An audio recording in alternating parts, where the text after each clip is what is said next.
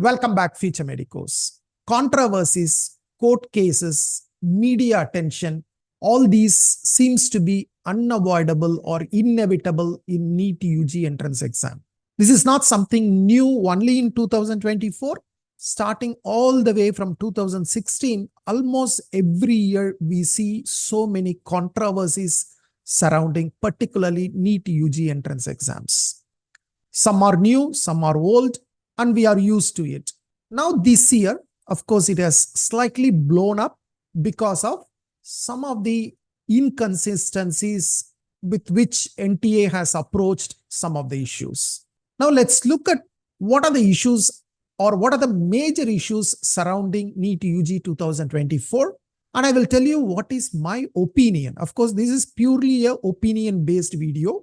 And of course, there are some facts I want to show why NTA is not correct in the way they have calculated the grace marks. I can show you some evidence for that. But other than that, it's more or less an opinion-based video. This is going to be a very long video. So please get settled down, get a cup of coffee, and then ready to be bombarded with a lot of details, a lot of inputs, a lot of feedback, a lot of opinions. And I expect you to give your comments and your feedback and your suggestions in the description below. So let's discuss, and if we get an opportunity, we can raise it to the right platform. So come, let's go into the details now. Now, once again, when I say opinion-based video, everyone may have different opinions. I may have my own opinion. You may have your own opinion. So please leave your comments in case if you don't agree with what I have discussed. Now, whenever such controversies occur in an entrance exam, there are always some beneficiaries and there are some losers, right? Somebody who gets a very good grace marks, they will be like happy, and there are who didn't get the grace marks, they will be unhappy, right? This is always going to be, some are happy and some are unhappy. And whatever the solution that comes out, it's always going to leave a group of people unhappy. But with that, let me go into what are the controversies. In my opinion, there are three major controversies. The first controversy was NEET paper leak, right? There were news that there are some instances or some alleged instances of paper leak in NEET UG entrance exam. Now, I do not want to go into these details because I personally do not know what has happened. And we could not just blindly depend on what is the media reports, because sometimes we don't know what media reports, what are their sources. So this, I will leave it. I'm not going to get into it. Let the investigation agencies look at it. Let maybe the court, there are cases in the court related to the NEET paper leak. So I will leave it to NTA, the investigation agencies and the court, right? I'm not going to pass any of my comments on the NEET paper leak. The second controversy is multiple correct answers to a question. Now, once again, this became a little bit blown up this year because this is not happening for the first time. This has happened many times in the past.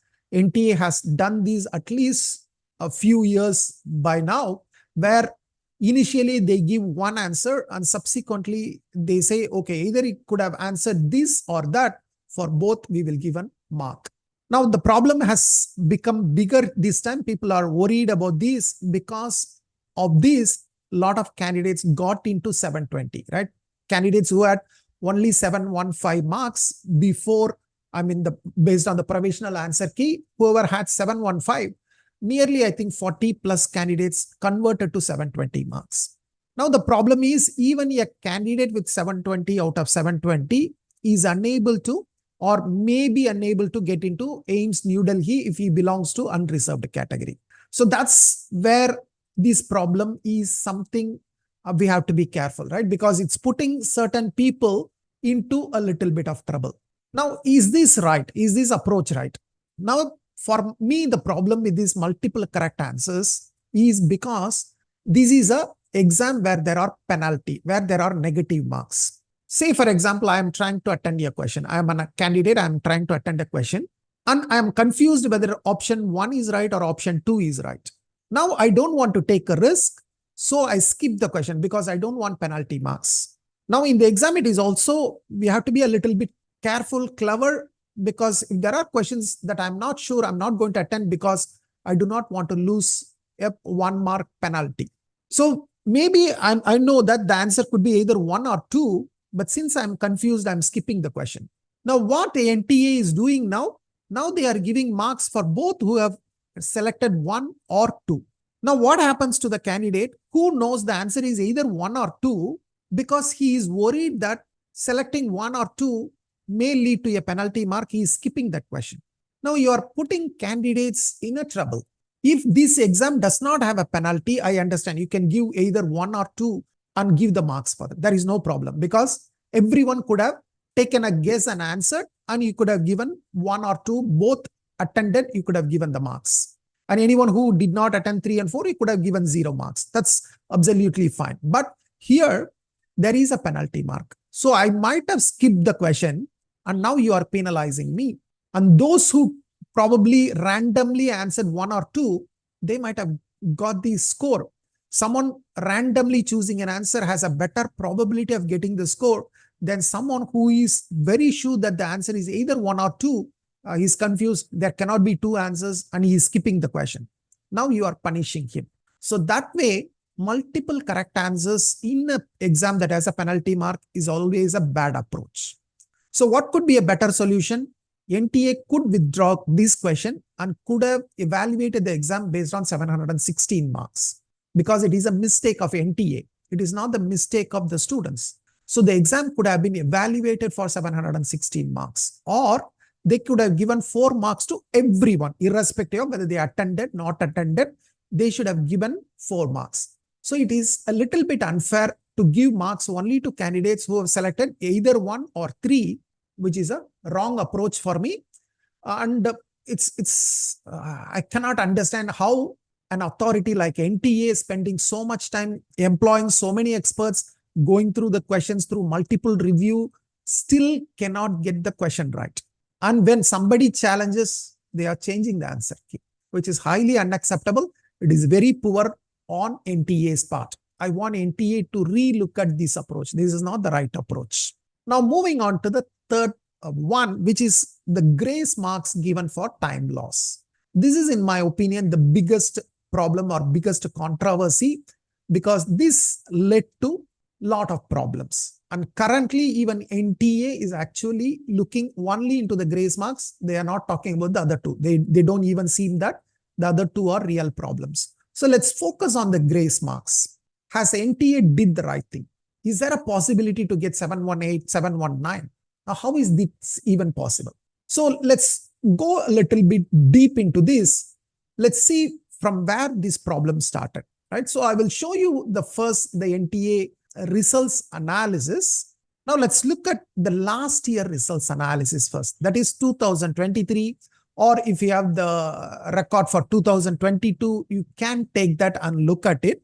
And I will highlight something I find a little bit problematic this year. Now look at this list of top 50 candidates, the toppers list, and you could see that they have included the marks obtained. So rank 1, you could see that rank 1 and rank 2, they have 720 marks. And then rank 3 onwards, you could see 716, 715, and so on, right?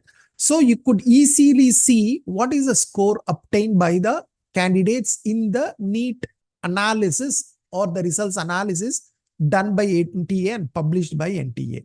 Now, this used to be the case. They have shown the marks obtained. They have shown the percentile. They have shown what is the All India rank. All these information was available. Now, let's look at what was the publication this year. This year, the 4th June 2024, when NTA published the results analysis for this year, in which they have published the toppers list. Let's see what they have done this time, right? You could see the list of top 100 candidates here. And interestingly, they have percentile, they have the NEET rank, and they have omitted the NEET marks, right? You could see here clearly last year, the NEET marks were included, but this year the marks were not included, which clearly shows that NTA knows there is a problem. NTA knows, probably, I'm not sure whether they know or not, but seems like they know that showing 718 or 719 is going to create a controversy. If they knew already, they should have addressed this instead of trying to hide the information. And at least when they hidden this information, they should have been a little bit more clever, right? They should have been more careful, that they should have deleted the marks everywhere. But somebody who did this did not do a good job, right? Somebody who did this job did not do a good job, right? You could see that when they came to the list of unreserved toppers, they forgot to delete the marks obtained. And when they come to write OBC, yeah, they have deleted it. When it comes to EWS, they have deleted it. You cannot see the marks. And where they caught actually into trouble is in the SC category, they published 10 candidates. And here they have shown the marks. And here is the funny part where they have a 718 marks. This is actually what put them into real trouble. How can someone have a 718 marks? Because we all know that you could get 720 out of 720. Yes, that is possible. You answer all 180 questions correctly, you will get 720 out of 720. Now, the next best mark possible is 716. That means you answer 179 questions correctly, you will get 716. In case you answer 181 wrong answer, then you will end up 715. So the possibility is either 715, 716 or 720. But there is no possibility to get 717, 718, 719. Mathematically, it is not possible. So this is where the controversy started. Now, what NTA should have done? NTA should have addressed this problem. But what they did, they published another document. Immediately, they removed this document where, unfortunately, they forgot to delete the scores in some categories. And they published a new document. I will show you the new document. This is the new document. If you go currently to download from NTA website, this is what you will get. You won't be able to see the marks here under the SC category. So clearly they know the problem and they are trying to hide, and they believe that nobody would notice, or even if somebody notices, maybe it's a small section of people, they won't create problem. But they forgot the power of social media. The social media started like fire, and in spite of being an election results day, still there were people who were concerned candidates and consultants and coaching centers. There were so many people who were highlighting how it is possible to have 718 or 719. So initially, I also thought probably someone is posting a fake scorecard, but finally we checked and it is genuine. So we all thought there is some mistake, probably NTA should look at it. And NTA came out with a justification for this. And once again, surprisingly, they did not post this justification on their official website. They are posting on a social media, Twitter handle or X handle. Now, what they are saying the loss of examination time was ascertained and such candidates were compensated with grace marks. So candidates' marks can be 718 or 719 also. So now what they are trying to say, oh yeah, 718, 719 is not the actual score. The candidate might have gotten slightly lesser. They might have gotten 700 or 600 or I don't know, whatever. But since they lost some time, they approached the court, and based on the court discussions or maybe some guidelines, we are giving them additional score, and the additional score becomes 718 or 719. Now that seemed to be a logical reason, right? But unfortunately, any grace marks cannot be hypothetical. Any grace marks should be given in such a way, right? If this candidate had the additional time, what actually he could have obtained. Any grace mark should always reflect the real situation. It cannot say that someone could have answered 179.5 questions correctly. In a real exam, that could not happen, right? What do they mean by 718? They are saying someone could have answered 179.5 questions correctly or 179.75 questions correctly. That's not practically possible. So either you answer 179 or 180. So if they thought the candidate got 179.4 questions could have answered, they could have given the candidate only marks for 179, which could be 716, or they could have given 720. So unfortunately, NTA, just like some people who don't understand mathematics, They thought, okay, 718 is possible, 719 is possible.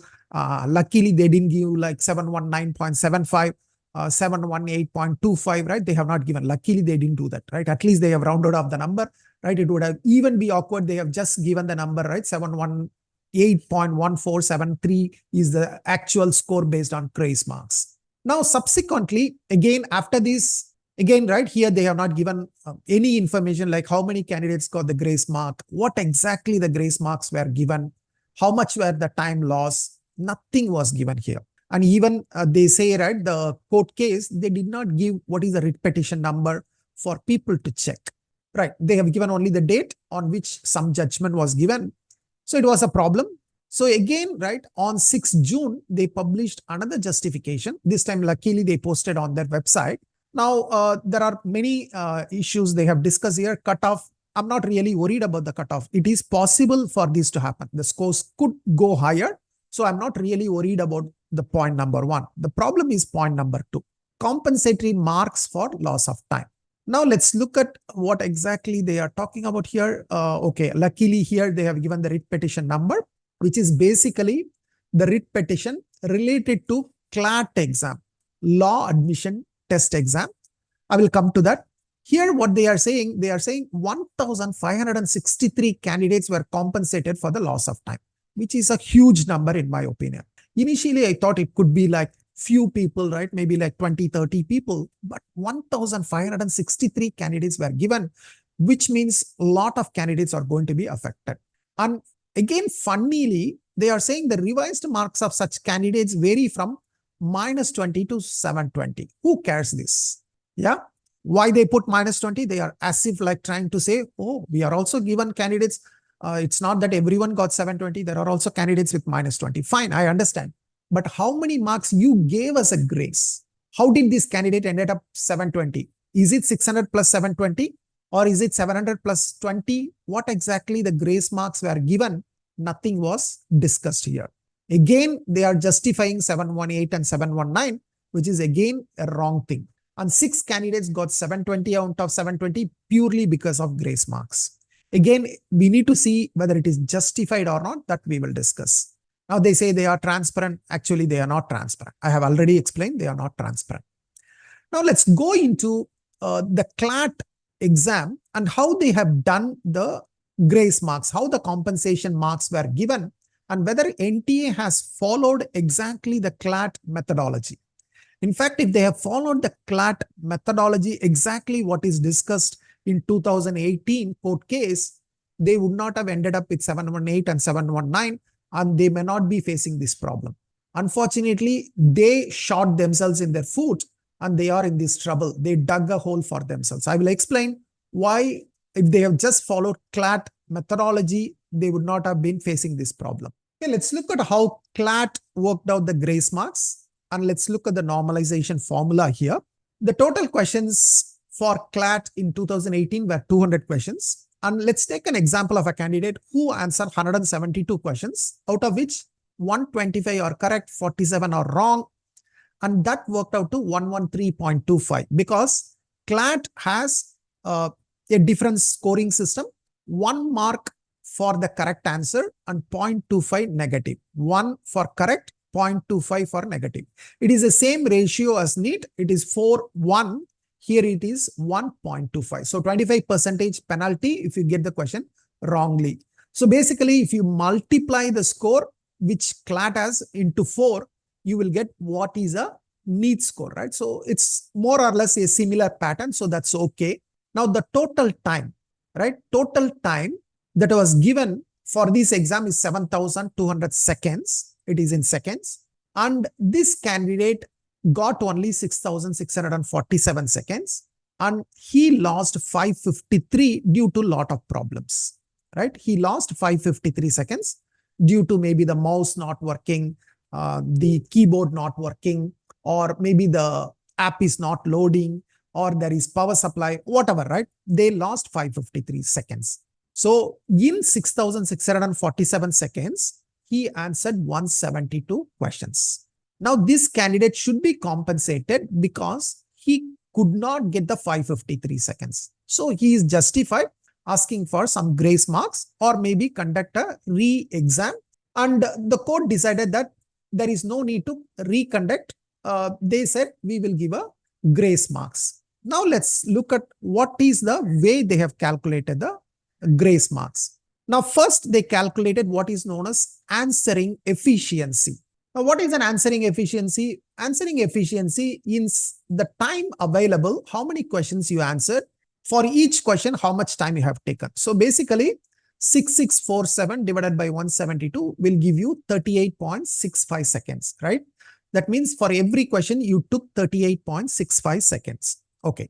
Now, based on this, CLAT calculated because of this time loss 553 seconds. If these 553 seconds were available to the candidate, how many more questions he would have answered? So 553 divided by 38.65 will give you 14 questions. So that means if the extra time was available, this candidate could have answered another 14 questions. Now, if you have answered these 14 questions, how many would have been correct? For that, we need to know how much accuracy he is answering, right? So which means out of 172, he got only 125 correct, which is like for every question, like he's like 72.7% of the questions he is getting right, or 73% roughly, right? So for 14 questions, 73 or 0.7267, if you multiply, you will get roughly 10 answers correct, right? He is getting 73% of whatever he is attending, he is getting right. So 10 questions he might have answered correctly, and that means 4 questions might have been wrongly answered. So now what is the grace marks?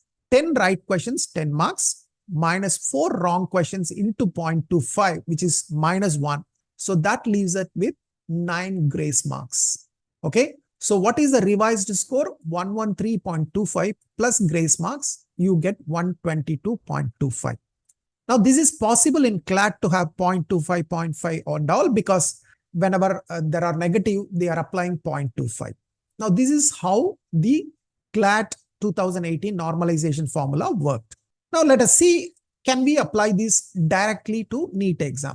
Now I tried one example for NEET UG 2024. Let's assume here we have 180 questions maximum.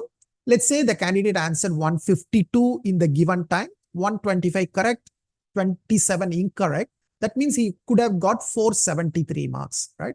4 marks for the correct and minus 1 for incorrect. Now let's say 12,000 seconds were available, which means in NEET exam, it is 3 hours and 20 minutes. So I calculated 12,000. Let's say the time was given was only 3 hours. Let's say in a lot of centers, we got a complaint that the 20 minutes, there were some confusions by the invigilators. So let's assume that the 20 minutes was not available. So only 10,800, that is 3 hours he answered. In 3 hours, he scored 473. In case if he got 3 hours, 20 minutes, how much marks he could have scored? Once again, you can calculate the answering efficiency. So for in 10,800 seconds, he answered 152 questions. That means he had an answering efficiency of 71.05 seconds. Now, in that meaning, if he had another 20 minutes, how many questions he could have answered? He could have answered about 17 questions. And out of the 17 questions, how many he would have got it right? So looking at, he answered 125 correct out of 152 questions, which is roughly about 82% he is getting correctly, which means he would have got about 14 questions correctly. 14, 17 into 0.822, you would have got about 14 questions correctly. That leaves 3 questions incorrect. So 14 into 4 minus 3 would have given 53 grace marks for 20 minutes, which means a candidate with 473 could end up with 526 marks, 53 extra marks for 20 minutes, right? This is in case NEET UG or NTA has directly applied the CLAT 2018 normalization formula. Now, if you have done this, you would have never ended up with 718 or 719 or 717. That was not possible. Now, let's look at another example. First, look at the top one. Then we will discuss the one at the bottom. Now, let's again try another example with the same CLAT normalization formula. 152 questions answered. And out of this candidate is a very good candidate. He has got 151 correctly. 151 correctly and only 1 incorrect answer. in the time given to him, right? He was given, let's say 10,060 seconds he has used. And out of 10,060 seconds, he has answered 151 questions correctly and one incorrect. And he got 603 marks. Now the question, if I give him extra 1,940 seconds, how much he would have scored? Now let's apply our CLAT formula. It means, right, based on 10,060 seconds and 152 questions answered, roughly he takes 66.18 seconds per question, which means if there was no time loss, he would have answered all the questions. 28 questions left over, he could have answered all the 180 questions. Now looking at his answering pattern, there is a likelihood he could have answered all the 28 questions correctly because he is getting a accuracy of nearly 0.99, 99.3% is getting right. So the benefit is given here that he would have answered all the 28 questions correctly. So no incorrect question. And then the grace marks were calculated to 112 marks. 28 into 4, you get 112. And then the total works out to 715 because he already answered an incorrect question. So he would have ended up with 715. Now this is what NTA should have applied. Now let's take the same example, the same candidate, and see why this candidate might have got a different score than 715. Now let's look at the same data is the same. I have not changed. 152 answered, 151 correct, 1 incorrect, 603 before the normalization or before the grace marks, 10,060 seconds, 1940. The data is exactly the same. Now where the problem comes, again, the answering efficiency, I used the same number, 66.18 seconds. But maybe NTA did not look at how many questions he would have answered. They might have straight away calculated the grace marks, right? Now, if you straight away calculate the grace marks, what happens? Instead of 28 question, he would have projected to 28.75 or something like that. Now, if that happens, of course, this guy will get a grace mark of 116 marks, and then he would have ended up at 719.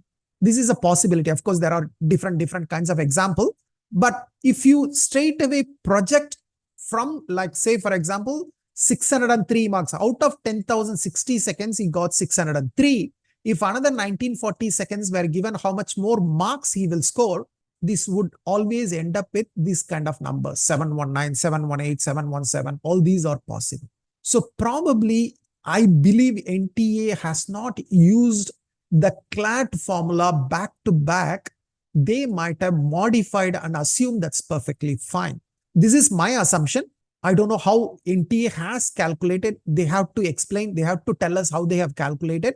But now probably they will not tell us because there is another committee has been formed and the committee is going to review and then look at the revised scores. So let us see what the revised committee is coming up with. So this is what I wanted to explain. Now let's get back to the presentation. So we have discussed and saw that it is not possible to get the hypothetical scores of 717, 718 and 719, even if NTA has directly applied the CLAT methodology for calculating the grace marks. So let's also look at what are the other problems with this grace marks calculation.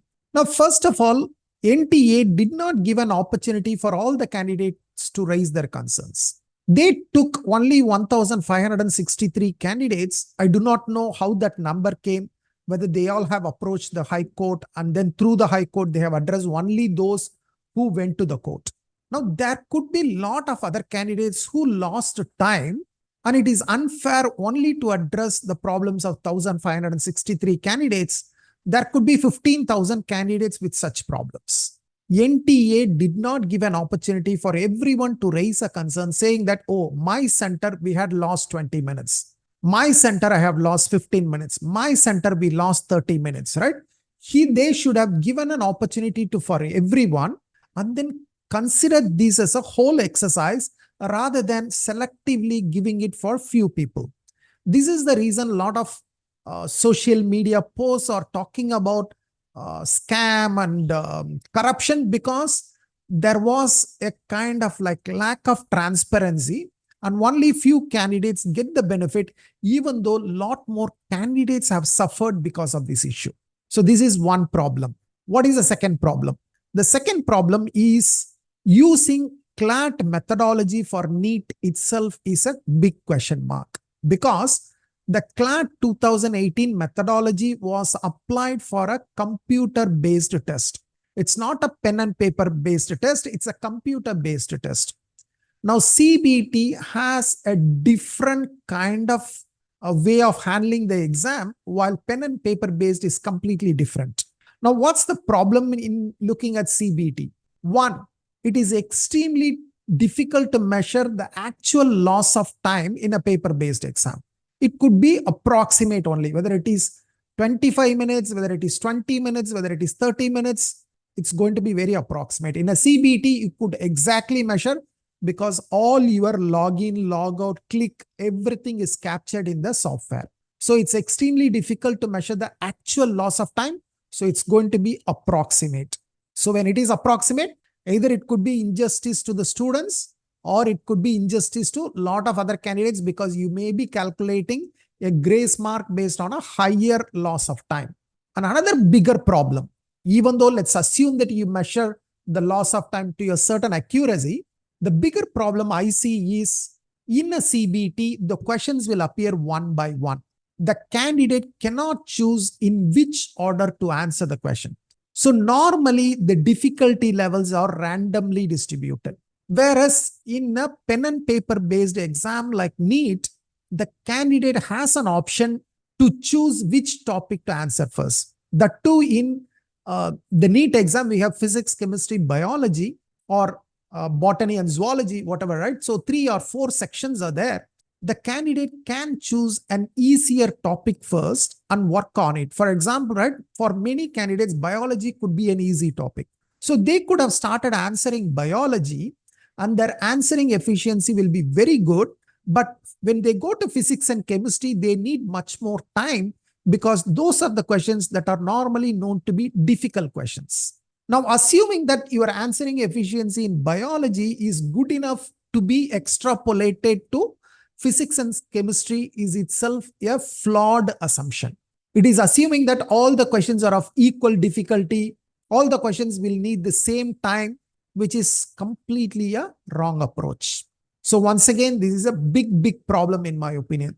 Probably this is the biggest problem for me, because earlier, generally the candidates tried to do easier questions and then leave difficult questions. For example, I see a numerical question, I may skip and move to the next question, because I know a numerical question may take 5 minutes, whereas a normal theoretical question, it may take 30 seconds for me. So I may leave a lot of numerical questions to the later part, and then you are assuming that these 30 seconds average I have done for a theoretical question can be applied for all the difficult questions, that is the numerical questions, which may take 1 minute, 2 minutes, or 3 minutes, or even 5 minutes. So that again is a very flawed assumption.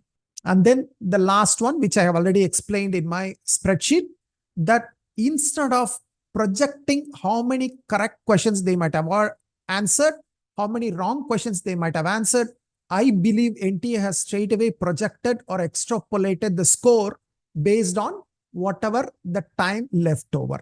I don't know how they have calculated. Unless they tell us, we have to make a lot of assumptions. But unless they have done that, there is no way they could have got 717, 718, or 719. So I believe, again, that is something wrong. So these are some of the bigger problems for me in the grace marks calculation. I hope the review committee, which is looking into the grace marks calculations, probably take all these into account. Now, what are my suggestions to NTA or Ministry of Health and Family Welfare? Because NTA may have limited authority only to the exam, but I also want the ministry to look at further things beyond just the NEET exam or the NEET score. What are my suggestions? First, review the grace marks and remove the inconsistencies. Of course, this they have already committed, that they said they are going to employ a committee, and the committee is going to relook at the grace marks, and hopefully they don't come with a justification that, oh, the previously given grace marks is perfectly fine, we have checked, so it's okay, right? Please remove the inconsistencies. There are inconsistencies. You cannot take a very easy route to do a very difficult problem. This is a very difficult problem. You need to have a complicated solution. you cannot just take an easy route out. Second, the review board could look into having different answering efficiency. As I said, you could have a different answering efficiency for a candidate for physics, a different answering efficiency for chemistry, different answering efficiency for biology, and similarly different accuracy rate for biology, different accuracy rate for chemistry and physics. So that way, at least your projections will be much more closer to the actual, because if somebody finds physics very difficult, then probably their grace marks will be much lesser in case they have left a lot of physics questions unanswered.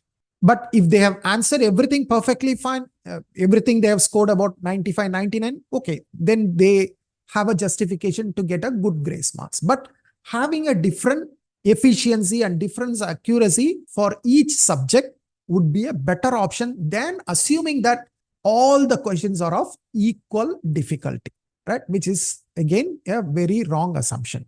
And also another one which is very, very difficult, which could be very time consuming. Even NTA could look at the difficulty level of each question based on what is the average score. How many candidates have got it right? For example, let's say there is one question, 24 lakh candidates have tried that. They can find this question. Let's say, for example, 12 lakh candidates got it right, 12 lakh candidates got it wrong. Probably it's a 50% difficult question. If everybody got it right, maybe is a easy question, right? There could be some kind of difficulty rating given to each question. And they could also look at, right, whether the candidates who have answered, let's say they have answered 100 questions and you are trying to project for the remaining questions, look at what is their score based on the difficulty rating. So all these could be brought in if you really want a good grace mark systems. It's not just straightforward, right? Question to question, which is a completely flawed way of doing grace marks. It might have been okay for CLAT. I don't know. CLAT may be, I don't know what is the subject and all, so I cannot comment there. But certainly for NEET, just copying that formula and assuming everything is equal is a wrong assumption. Now, another suggestion, this is for the admission process. We know by now, I don't think NTA is going to do a lot. I'm sure they have to give grace marks for these candidates because they have already said that there are time loss and now they cannot go back and we will not give you marks. The only question is how many marks they are going to give. That's only the question. Now, having done that, now I told you there are a lot of other candidates are also affected. Now, if they are going to take all of the other candidates, it's going to be a huge exercise and everyone is going to be unhappy. So to minimize the unhappiness, what NTA could do, these 1,563 candidates, let's assume that all the 1,563 candidates again get the grace marks, give a special ranking to them.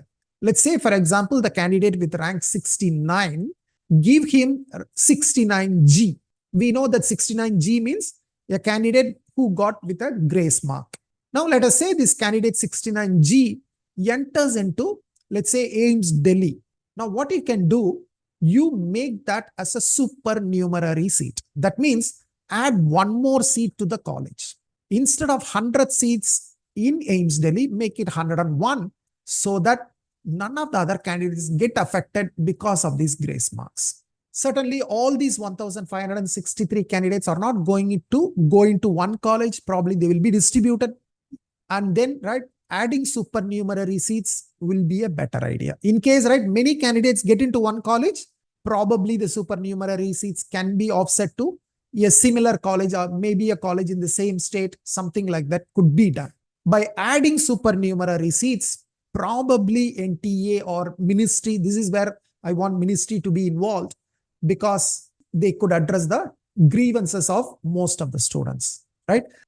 We already have like close to about 1 lakh plus seats. So adding 1,500 seats for a temporary 1 year, I don't think could be a problem, right? This could be like few seats here and there at many colleges, but only when these candidates get into that, convert it into a supernumerary seat, add one more seat so that the regular candidate who did not get a grace mark does not feel, right, they are done by the system.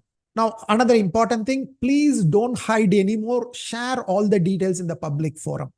Now, CLAT, all the calculations I could download from the website. It is clearly given each and every calculation, who got the mark, who did not get the mark, how many they got it right, how much extra time was given. Everything was properly published.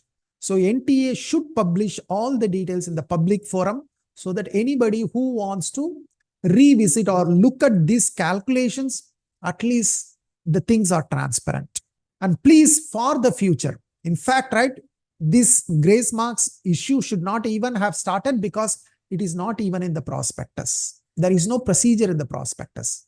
Okay, fine. But anyway, I don't want to talk about this.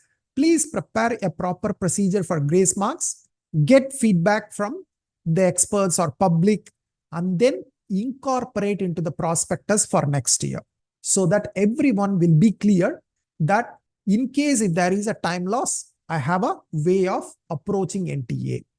And not only that, provide a portal for students to officially lodge their grievances.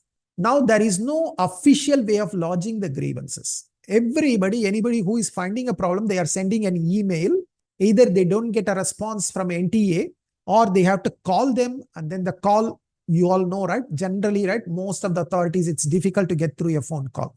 So there should be an official portal where the candidates can launch their grievances officially, so that it also becomes a record in case if somebody wants to take it legally later, that they have given enough time to NTA to respond. And probably this portal, NTA should have a certain time by which they have to respond, saying what is the reason for them to accept the grievance or reject the grievance. There should be a way, right? Otherwise, students are running here and there with whenever they have problems. It becomes very pathetic for them. Whoever have access to like court, they can go to High Court or Supreme Court. They have the money, they are going. People who don't have the access, people don't have the money, people don't have the power.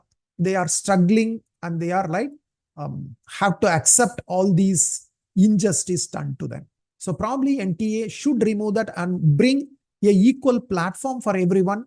And it's not that everybody should go to the court. Rather, they should come to NTA and NTA should try to resolve this problem. Even NTA could form a separate committee who will look purely into grievance redressal. So these are some of the suggestions from my side. I hope someone will look into it, or probably right candidates or students could raise these issues to the right platform.